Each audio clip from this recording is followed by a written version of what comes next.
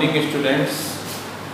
कल हम लोगों ने स्फेरिकल मिरर से रिलेटेड कुछ डिफिनीशंस देखी थी। आज उसी के नेक्स्ट पार्ट में हम relation between focal length and radius of curvature का डेरिवेशन डिस्कस करेंगे। आज हमें निकालना है कि फोकल लेंथ, फोकस दूरी और वक्रता त्रिज्या में क्या संबंध होता है।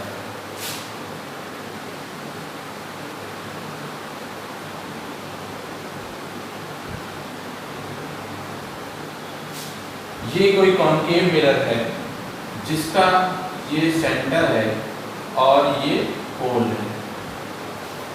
मान लिया कि प्रिंसिपल एक्सिस के पैरेलल एक रे आ रही है जो डिफिनीशन के अनुसार आफ्टर रिफ्लेक्शन फोकस से होकर जाती है। अगर इस पॉइंट पर हम C से एक लाइन ड्रॉ कर दें, this is called normal at O, क्योंकि सेंटर ऑफ कर्वेचर से होती हुई लाइन मिरर पर परपेंडिकुलर होती है, इसलिए CO हमारा एक नॉर्मल होगा। तो ये एंगल हमारा एंगल ऑफ इंसिडेंस हो गया और ये एंगल हमारा एंगल ऑफ रिफ्लेक्शन हो गया। लॉज ऑफ रिफ्लेक्शन से हम कह सकते हैं कि angle of incidence is equal to angle of reflection. एक परपेंडिकुलर हम ड्रॉ कर देते हैं प्रिंसिपल एक्सिस पर OM। M और P बहुत क्लोज, उनके बीच बहुत माइन्यूट डिस्टेंस है, इसलिए हम ऐसा मान सकते हैं कि M और P एक ही पॉइंट पर है। ये टोटल एंगल हमारा 2i होगा, तो अल्टरनेट एंगल से ये एंगल भी हमारा 2i होगा। क्योंकि दो पैरेलल रेज को कोई ट्रांसवर्सल रेज कट करती है, तो अल्टरनेट एंगल से ये एंगल और ये एंगल हमारा बराबर होगा। इस तरह से हम कह सकते हैं कि एंगल OFM वो 2i होगा। सेंटर ऑफ कर्वेचर से पोल की डिस्टेंस को हम कहते हैं radius of curvature. Centre of curvature से पोल के बीच की डिस्टेंस को हम कहते हैं रेडियस ऑफ कर्वेचर, और फोकस से पोल की डिस्टेंस को हम कहते हैं फोकल लेंथ, फोकस दूरी। इन्हीं दोनों के बीच हमें रिलेशन निकालना है।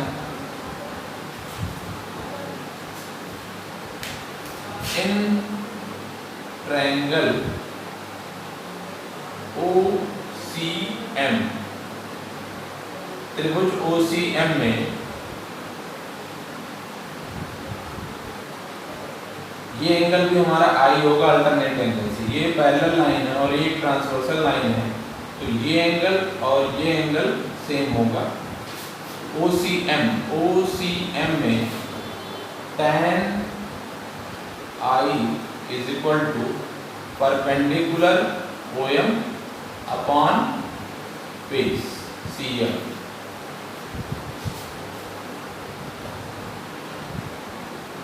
OM अपॉन माइनस CM को हम लिख सकते हैं रेडियस ऑफ कर्वेचर R के बराबर। माइनस साइन, क्योंकि साइन कन्वेंशन में पोल के लेफ्ट में जो भी डिस्टेंस लिए जाते हैं वो निगेटिव लिए जाते हैं। For very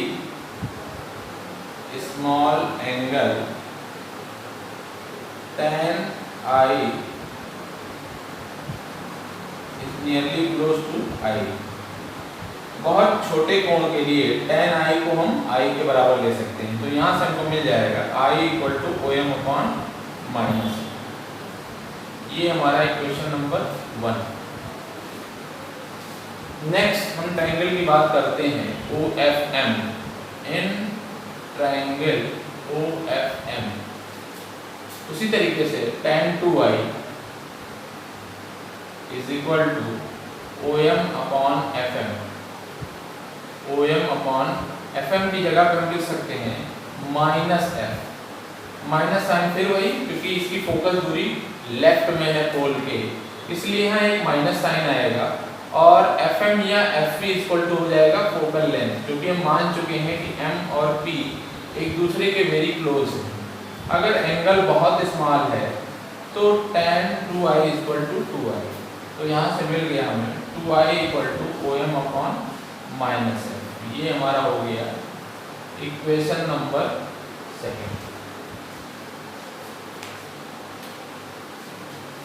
from first and second equation we get 2 OM upon minus R is equal to OM upon minus F। OM से OM कैंसिल कर देंगे तो यहाँ से हमें मिल जाएगा R इक्वल टू 2F या F is equal to R/2। ये हमारा रिलेशन है।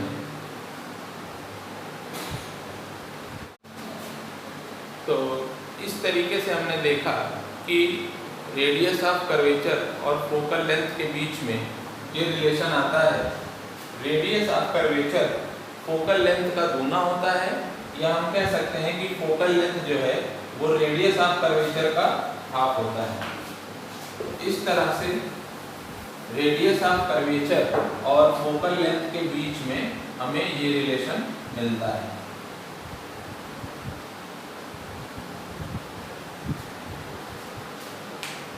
अब थोड़ा सा साइन कन्वेंशन की बात कर लेते हैं कि इमेज और ऑब्जेक्ट की हाइट या पोजीशन के हिसाब से कब हम उसकी डिस्टेंस पॉजिटिव, कब निगेटिव, कब हम हाइट को पॉजिटिव लेंगे और कब नेगेटिव लेंगे।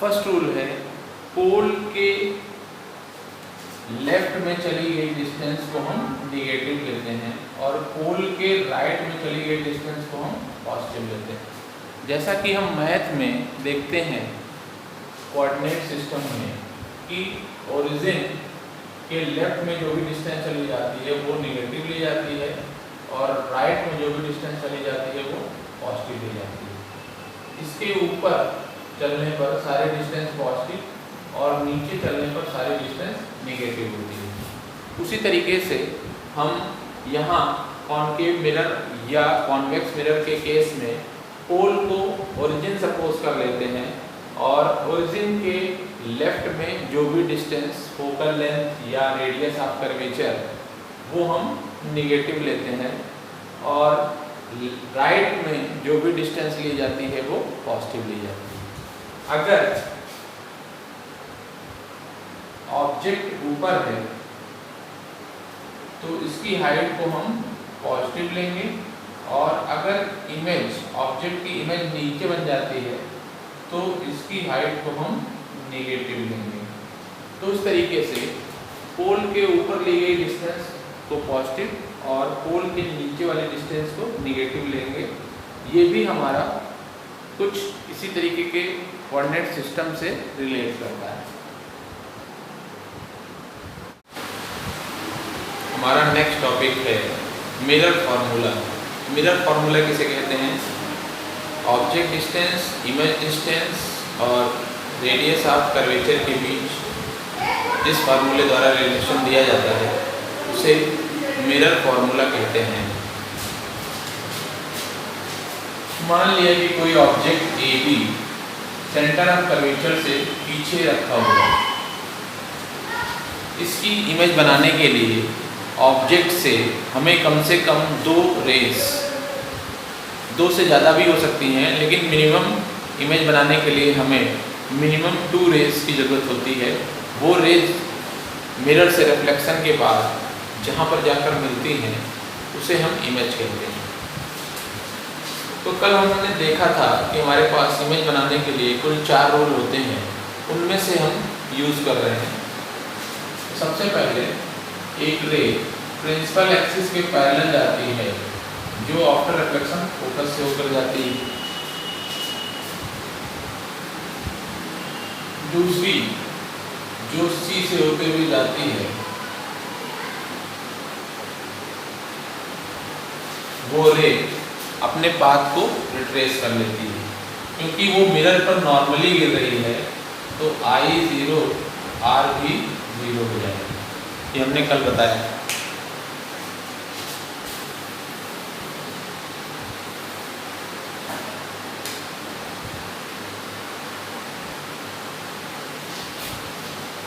इसमें हमें रिलेट करने के लिए, वैसे तो हमारी इमेज यहाँ बन चुकी है, C और F के बीच में स्मॉल है, इन्वर्टेड है, लेकिन यहाँ पर रिलेट करने के लिए हमें एक रे की और ज़रूरत है।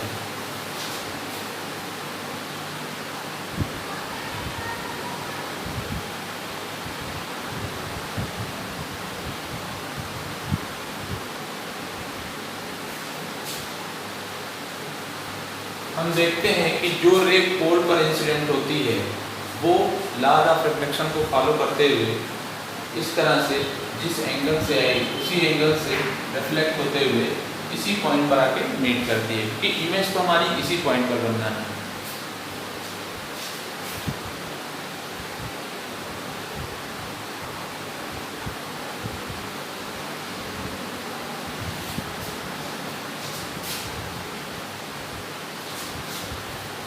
अब हम दो ट्रायंगल की बात कर ले रहे हैं। In triangle ABC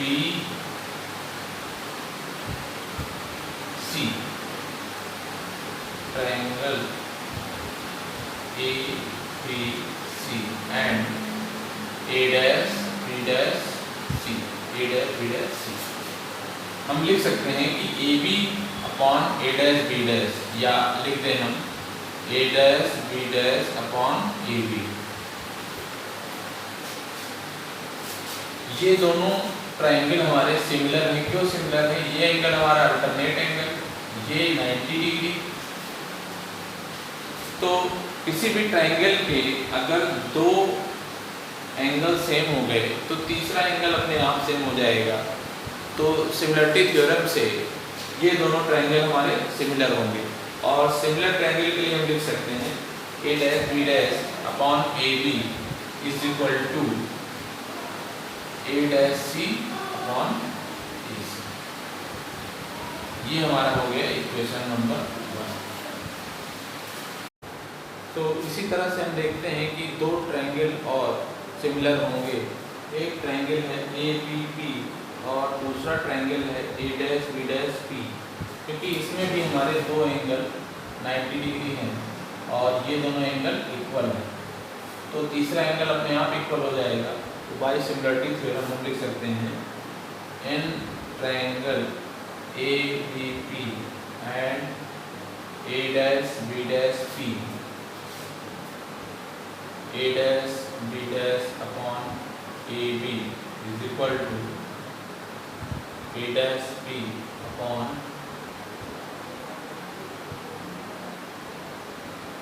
AB। अब हम देख रहे हैं कि इक्वेशन फर्स्ट और इक्वेशन सेकेंड में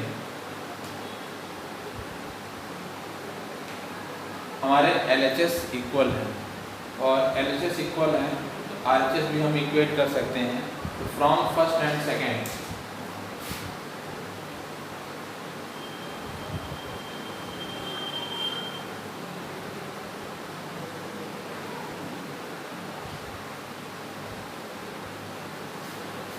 अब इन चारों जो डिस्टेंस हैं उनको हमें U, V और R के टर्म में लिखना है। तो हम लिख सकते हैं A', को A', को हम डायरेक्टली नहीं लिख सकते हैं। तो सबसे पहले इसे हम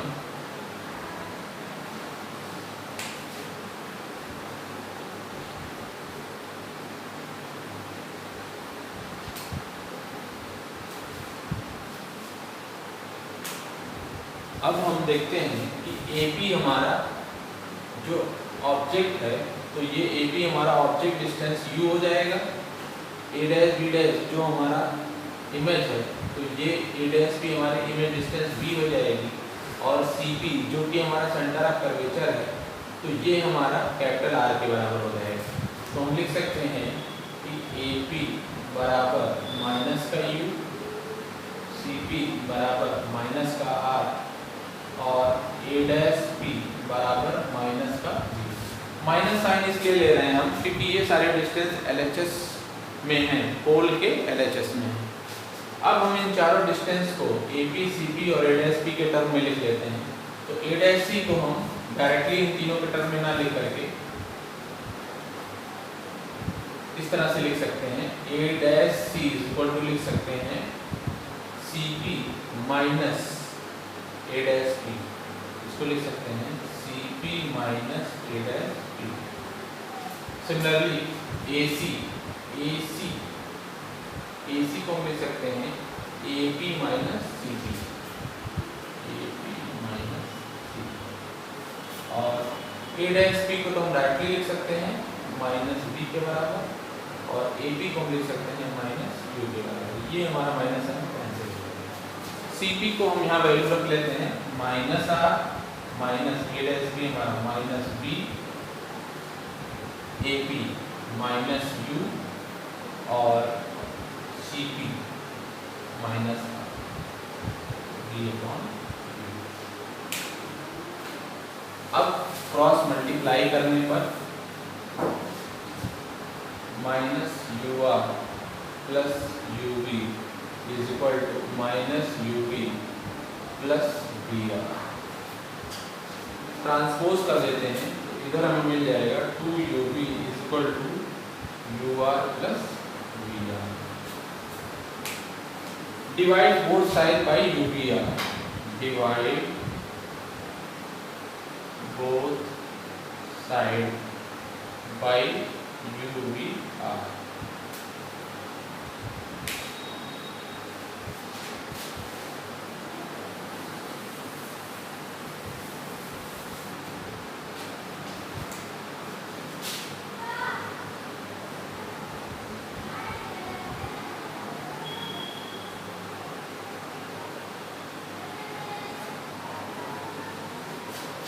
तो ऊपर नीचे कुछ कैंसिल हो जाएगा,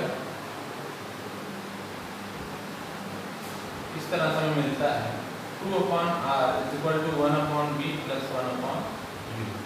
हम जानते हैं कि F is equal to R by 2 होता है, तो इसे हम चेंज कर सकते हैं 1 upon F is equal to 1 upon B plus 1 upon U। ये हमारा मिरर इक्वेशन कहलाता है, that is called mirror equation या मिरर फॉर्मूला।